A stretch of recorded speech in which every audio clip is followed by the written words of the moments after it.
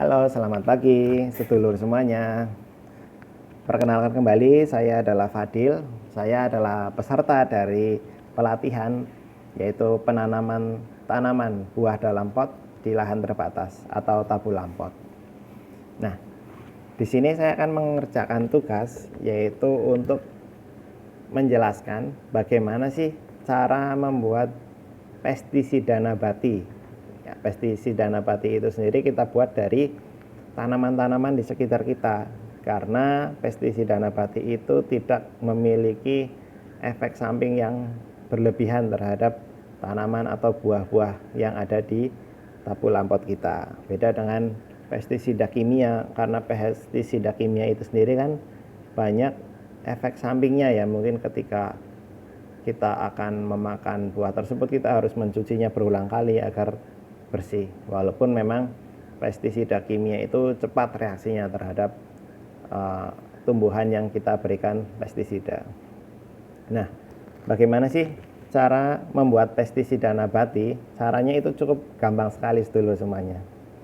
Yang pertama adalah kita siapkan bahan-bahan yang ada di lingkungan kita saja. Contohnya kita bisa menyiapkan daun pepaya, bawang putih, bawang merah, kemudian ada lagi lidah buaya dan cabai. Ya, misal kita contohkan 5 itu tadi ya. Kemudian apa sih yang harus dilakukan setelah kita menyiapkan bahan-bahan tersebut? Kita harus menyiapkan blender ya teman-teman semua. Kalau nggak ada blender kita boleh menumbuknya, tapi lebih bagus lagi dengan blender. Nah, cara yang pertama adalah kita masukkan semua bahan tersebut ke dalam blender. Apabila ada bahan yang keras, kita potong terlebih dahulu atau kita cincang terlebih dahulu agar proses pemblenderannya itu sempurna, agar tidak merusak blender juga ya teman-teman. Jadi masukkan tadi itu adalah bawang merah, bawang putih, daun pepaya, kemudian ada lagi lidah buaya dan cabai. Kita masukkan ke dalam blender. Kita tambahkan air sedikit ya teman-teman semua, dan kita blender sampai halus. Setelah dilakukan pemblenderan, kita siapkan satu tempat untuk menampung dari campuran tanaman dan atau bahan-bahan pestisida tadi. Kita masukkan ke dalam suatu tempat, boleh gelas atau toples. Nah, kita atau wadah tertentu ya yang kedap udara nantinya kita masukkan ke situ.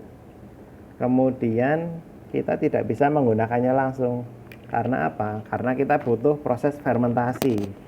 Jadi kita harus menambahkan biostarter atau bakteri untuk fermentasi ya teman-teman semua. Kita bisa membelinya di toko pertanian.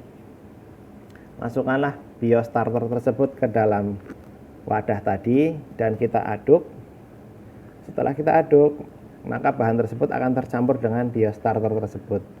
Dan kita lakukan penyimpanan dengan cara menutup rapat campuran bahan pestisida tadi. Kita tutup dengan rapat, jangan sampai ada udara yang masuk. Itu kurang lebih sekitar 5 harian. Jadi kita akan menyimpannya untuk proses fermentasi selama 5 hari agar unsur-unsur pestisida di bahan-bahan tadi itu bisa keluar. Contohnya seperti daun pepaya, kemudian ada bawang putih, bawang merah itu kan mengandung unsur pestisida. Ada juga mungkin nantinya laos, dia bisa laos itu mempunyai unsur bakterisida.